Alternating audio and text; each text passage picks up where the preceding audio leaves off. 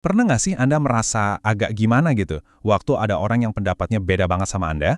Nah, dalam beberapa menit ke depan, kita akan coba bongkar sebuah ide sederhana, tapi yang ternyata ngebentuk banyak banget interaksi kita sehari-hari. Ini dia nih intinya. Perbedaan seringkali dipandang sebagai masalah, bukan sebagai solusi. Coba deh direnungin sebentar. Kalimat ini rasanya familiar banget kan? Rasa nggak nyaman waktu rapat, atau frustasi pas lagi debat, atau mungkin bingung melihat cara kerja orang lain yang beda. Nah, gesekan-gesekan itulah yang mau kita bahas. Oke, kita mulai dari yang paling dasar dulu ya. Kenapa sih reaksi pertama kita terhadap perbedaan itu seringnya negatif? Kok bisa hal itu terasa kayak sebuah masalah yang harus buru-buru diselesain?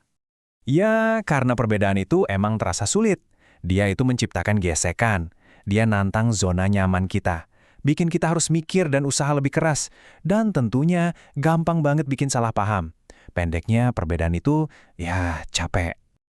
Tapi, ini bukan cuma soal perasaan gak nyaman aja loh. Ada sesuatu yang lebih dalam yang terjadi di otak kita. Sebenarnya apa sih akar psikologis yang bikin kita secara naluriah tuh kayak pengen ngehindar dari perbedaan? Simpelnya gini deh, otak kita itu emang dasarnya suka sama yang nyaman. Dari dulu, secara evolusi, otak kita itu diprogram untuk lebih suka sama hal-hal yang udah dikenal dan bisa diprediksi. Kesamaan itu rasanya aman, ya kayak rumah lah. Ini tuh mekanisme pertahanan diri yang udah ada sejak ribuan tahun lalu. Terus ada lagi tekanan dari luar, namanya konformitas. Kita semua kan punya dorongan alami buat diterima sama lingkungan sekitar. Nah, dalam sebuah kelompok, menjadi berbeda itu seringkali terasa seperti menjadi salah. Soalnya itu menantang sesuatu yang udah dianggap normal sama semua orang. Dan ini dia nih, otak kita kan suka banget sama pola ya kan? Sesuatu yang teratur.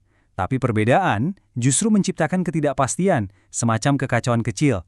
Kita jadi nggak tahu apa yang bakal terjadi selanjutnya. Dan bagi otak kita, ketidakpastian itu rasanya kayak ancaman. Dan tentunya, di mana ada perbedaan, di situ ada potensi konflik.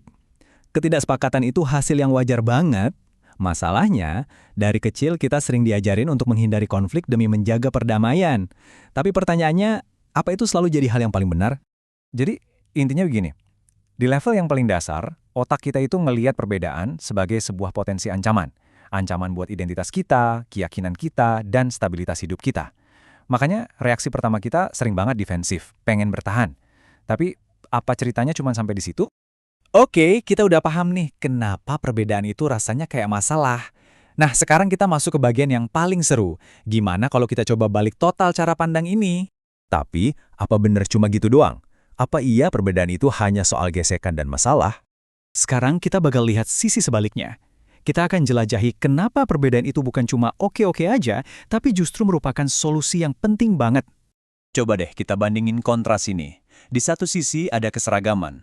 Mungkin rasanya aman, tapi hasilnya itu stagnasi, sistem yang rapuh, dan cuma jadi ruang gema di mana semua orang setuju satu sama lain. Di sisi lain ada keragaman, mungkin terasa lebih menantang, tapi dari sinilah lahir inovasi, ketahanan, dan pertumbuhan yang sesungguhnya. Nah, disinilah kekuatan perbedaan yang sebenarnya.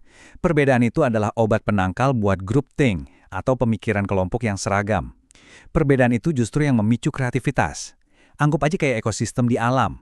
Makin beragam isinya, makin kuat dia menghadapi segala perubahan.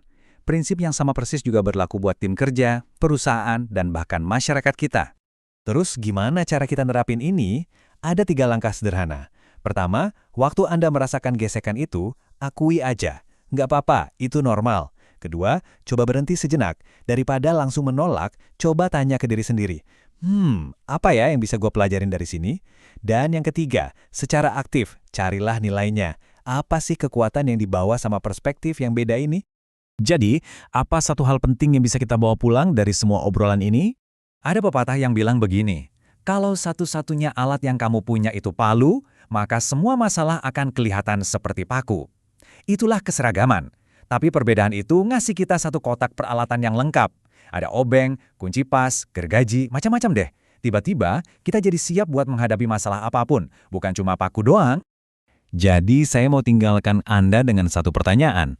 Setelah kita sadar kalau perbedaan itu ternyata bukan masalah yang harus dihindari, tapi malah solusi yang perlu kita cari, bagaimana cara Anda akan memandang perbedaan mulai hari ini?